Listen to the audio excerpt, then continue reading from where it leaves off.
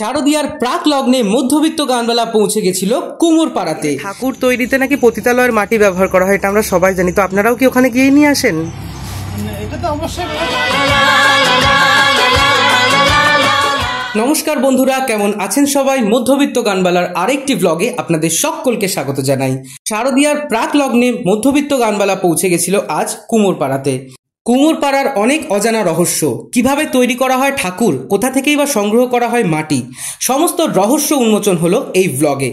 তো দেখতেই পাচ্ছেন এখানে সারি সারি প্রতিমা তৈরি হচ্ছে, মাটি মাখার কাজ চলছে, আর তারপরে যে বিচুলি দিয়ে স্ট্রাকচার বানানো হচ্ছে, সেই স্ট্রাকচারে মাটিটা সুন্দর করে লেপন করা হচ্ছে।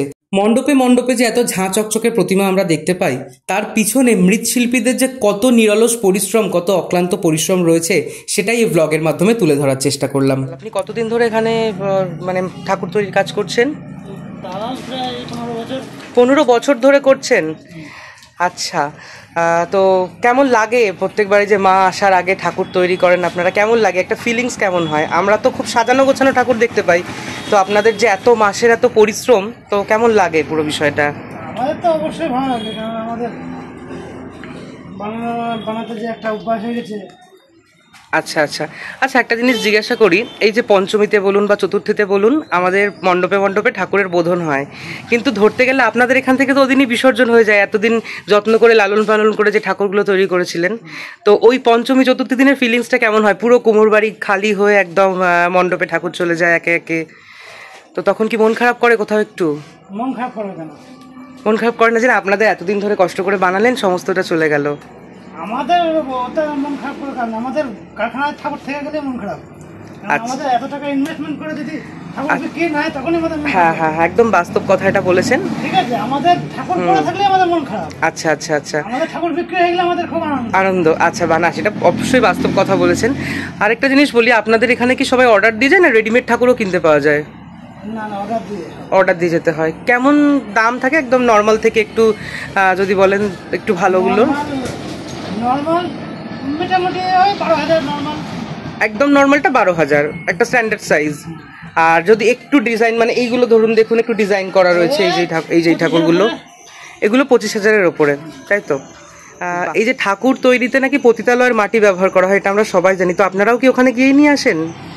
বাংলার ঘরে ঘরে মা বিরাজ করেন, কখনো উমা রূপে, কখনো সতী রূপে, কখনো শিবজায়া পার্বতী রূপে, আবার কখনো ত্রিলোকের রক্ষাকর্ত্রী মহিষাসুর মর্দিনী রূপে।